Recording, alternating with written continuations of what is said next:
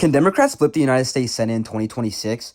All eyes are on key battleground races across the entire country. If you enjoy real political breakdowns and election strategy, don't forget to like, comment, and subscribe. Let's get into it. Hey everyone, and welcome back to a new EHQ video. And in today's video, we're going to be discussing the 2026 United States Senate map and making predictions based off the latest odds from Kalshi betting markets. We'll be looking at seats that appear to be safer for Democrats, which seats will be safer for Republicans, but mainly we'll be spending most of our time discussing the key battleground races that ultimately decide control of the United States Senate. So before we get started, be sure to like the video, subscribe to the channel, and leave a comment below letting me know which videos you want to see and if you agree or disagree with my predictions in this video. And also, I want to say sorry for the little 5-month hiatus I took. I actually just finished college, so I just got my degree now.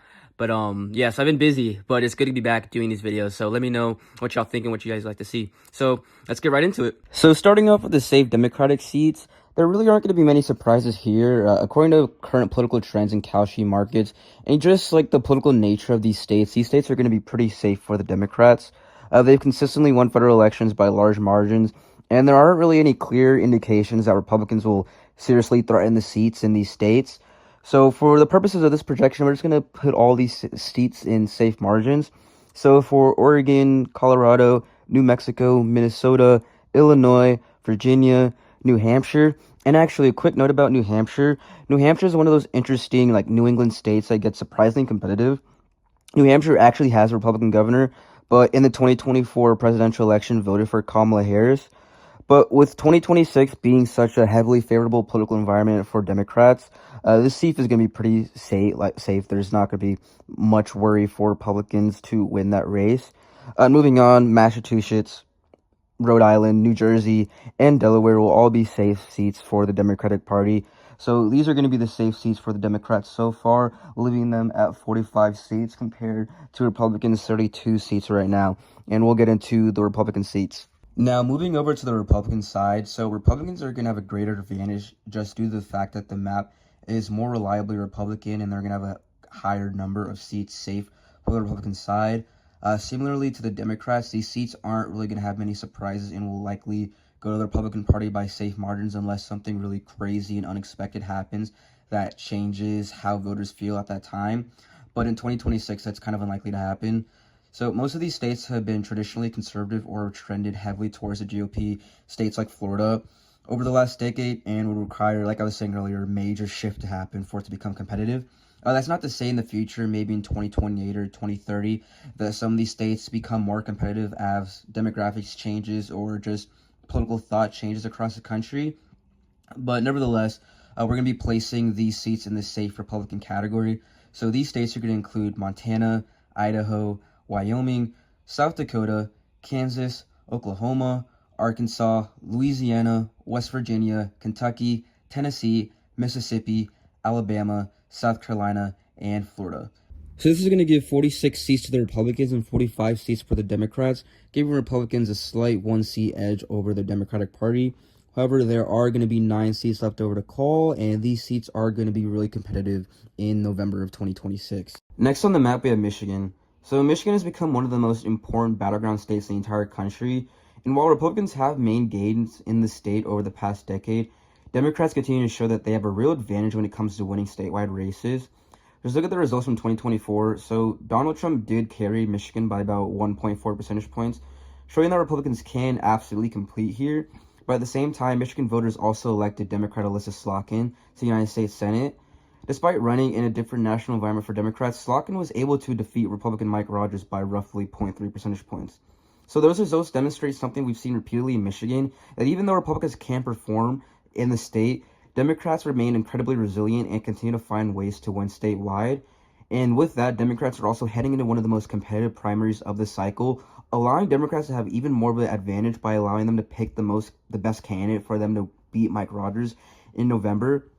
So currently it's being contested by Abdul El-Sayed, Mallory McMorrow, and Haley Stevens. And the primary is set on August 4th, so they'll make their decision by then. And according to the Kalshi markets, Abdul El-Sayed currently leads the field with a 57% chance of winning the Democratic nomination. And what's even more interesting is the general election outlook. So Kalshi currently gives the Democratic nominee a 68% chance of defeating Mike Rogers in November. And that's a significant advantage and suggests that despite Michigan's reputation of being a swing state, the fundamentals are currently favoring the Democrats. Can Republicans win the race? I think so. They could, but I truly believe that Michigan is going to be very competitive and that the Democrats can win.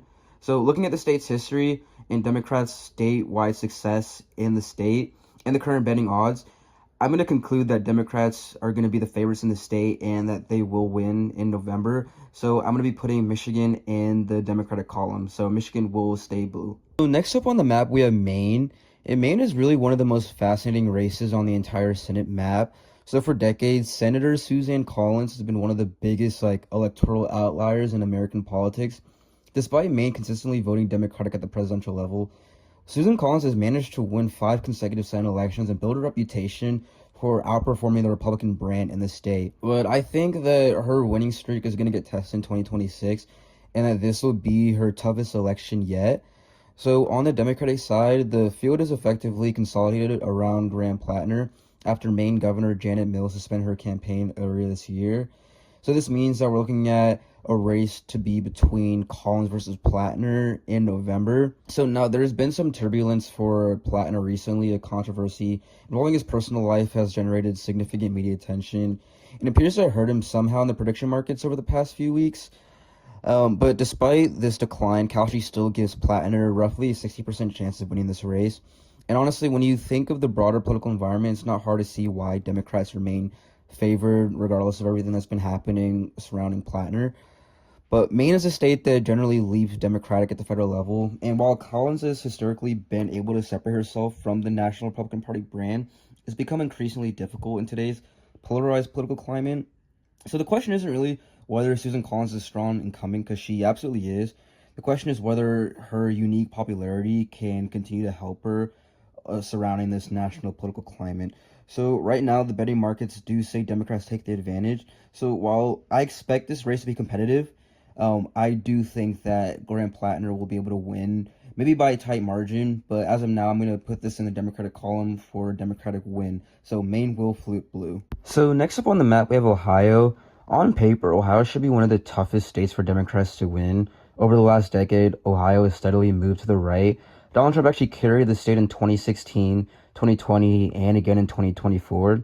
And it's interesting to see, as Ohio was once considered like a bellwether state to determine who would win the presidency. It used to be before, if you won Ohio, you won the presidency, but things have really changed since then.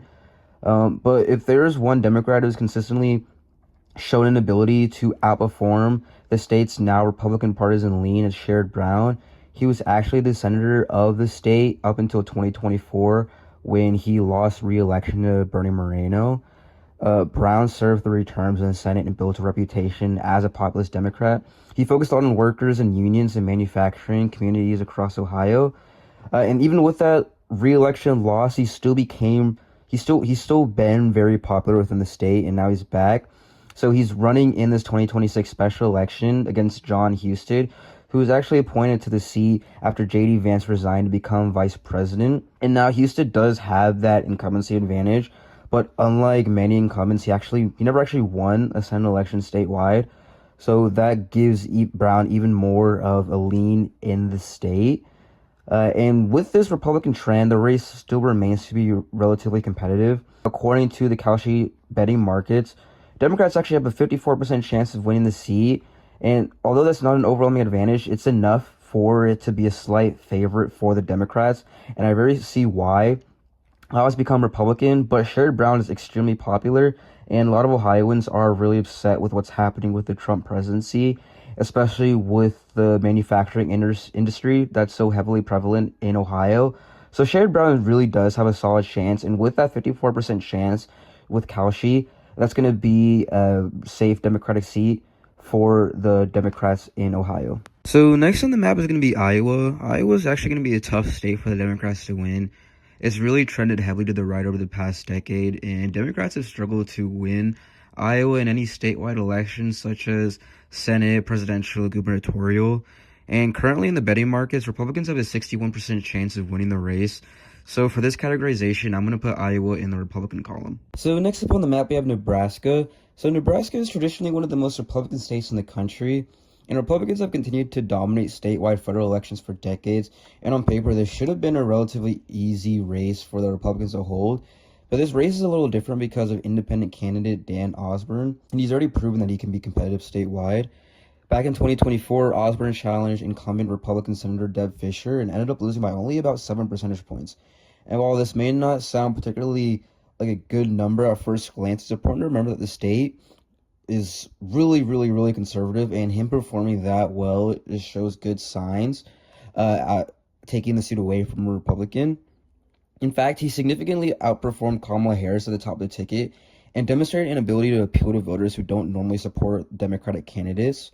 And looking ahead to 2026, there's a reasonable argument that the environment could be even more favorable for him. And like in 2024, Republicans are now trying to defend Washington, and voters are becoming more and more likely to vote for opposition candidates. And with that being said, Kalshi markets currently give Pete Ricketts, the Republican incumbent, a 64% chance of winning the electorate. It's certainly not impossible for Osborne to overcome, but it's going to be harder for him. But I actually believe that he can do it, and it's going to be something to look at. At this point, I'm going to put Nebraska in the Republican column, but there are going to be eyes on Nebraska, and it could really be up in the air in the future. Next up on the map, we have Texas. So Texas has been one of the most talked about states in American politics over the past decades. While Republicans continue to win statewide, Democrats have consistently made races more and more competitive, leading many to wonder whether Texas could eventually become an actual battleground state. This year's Senate race will face Democratic State Representative James Tallarico taking on Republican Attorney General Ken Paxton. The Republican primary was actually very significant because many analysts viewed outgoing Senator John Cornyn as a stronger general election candidate. Cornyn had a more establishment statewide brand and was generally seen as a candidate who could appeal to both Republican base and swing voters. But instead, voters nominated Ken Paxton, one of the most controversial figures in Texas politics. Paxton remains extremely popular with many conservative voters, but he also brings considerable political baggage into the general election. Democrats are hoping that his controversies and hardline political image will make it easier to build a winning coalition in a state that has become more competitive over time. On the Democratic side, James Tallarico has emerged as one of the party's rising stars. Democrats are very optimistic that he can energize voters and capitalize on weaknesses in Ken Paxton. But with that being said, Texas is still Texas. It's still very Republican. And although Democrats have had gains in recent years, Republicans continue to hold every statewide elected office, and winning a Senate race here seems very difficult. And the prediction markets still reflect that. According to Kalshi, Ken Paxton has roughly 60% chance of winning the election. That's not an overwhelming advantage, but it's enough to make Republicans feel not too worried about losing the seat. I do think Democrats have a better opportunity against Paxton than they would have against Cornyn. And this is definitely a race worth watching throughout the cycle. But based on current fundamentals and betting markets, I can't put in the Democratic column. So for now, I'm going to put Texas in the red column. Next up on the map, we have Alaska. So this is one of Democrats' best pickup opportunities on the map. Former Representative Mary Peltola is challenging Senator Dan Sullivan. Peltola has already proven that she can win statewide after her victory in Alaska's at-large House race in 2022. And she remains one of the most popular Democrats and well-known Democrats in the state. Alaska has a unique political culture and a strong independent streak, which gives candidates like Peltola a real opportunity to compete despite the state's Republican lean at the federal level. So the prediction markets also agree. So according to Kalshi, Peltola actually has around a 60% chance of defeating Sullivan and winning the seat.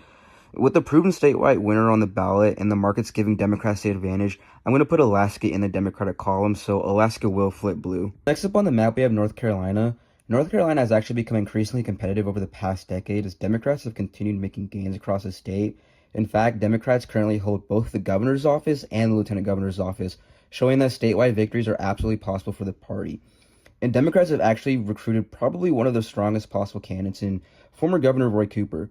He has one of the best electoral track records in North Carolina politics and has never actually lost an election. His statewide name recognition and history of winning through tough races make him a formidable candidate. Republicans have nominated Michael Whatley, the former RNC chairman, and while Whatley is well known in Republican political circles, he's never actually run for a political office before and is not really well known amongst the actual electorate. The prediction markets currently show a significant Democratic advantage. Kalshi gives Cooper roughly an 85% chance of winning the race, making him one of the most strongest Democratic candidates on the entire Senate map. And given Cooper's proven electoral history, strong positions in the state, and the overwhelmingly advantage shown in the prediction markets, this is going to be a blue state for the Senate map. North Carolina will flip blue. So next up on the map, we have Georgia. So earlier in the cycle, this race was widely viewed as Republicans' best pickup opportunity, but as the election started to take shape, it has become increasingly difficult to see a clear path for the GOP. Incumbent Democratic Senator John Ossoff is seeking a second term and enters a race with a strong favorability rating and significant statewide name recognition. Democrats have also benefited from continued demographic and voter preferences shifts in the Atlanta metropolitan area. On the Republican side, the party is yet to find out a nominee yet. The primary runoff will be between Trump-endorsed Congressman Mike Collins and Brian Kemp-endorsed Derek Dooley, meaning Republicans are still in the process of deciding who will be the nominee to take off John Ossoff. Meanwhile, Ossoff has already been able to start his race and continue to build his coalition among the state. The prediction market currently reflects that advantage, with Kalshi saying that John Ossoff has an 82% chance of winning re-election, making him one of the strongest Democratic incumbents on the map. With Republicans still sorting out their nomination fight and markets favoring the Democrats, Georgia will be safe for the Democrats in this election map. And with that, Democrats are projected to win control of the Senate with 51 seats compared to 49 seats for Republicans. Of course, there's still plenty of time before Election Day, but based on the current Kalshi betting markets, this is where I believe the map stands today. If you enjoyed this video, please be sure to leave a like and subscribe to the channel. It really helps out. Also, let me know in the comments, do you agree with my predictions? And also, what videos do you want to see next? Thank you all so much for watching, and I'll see you in the next video.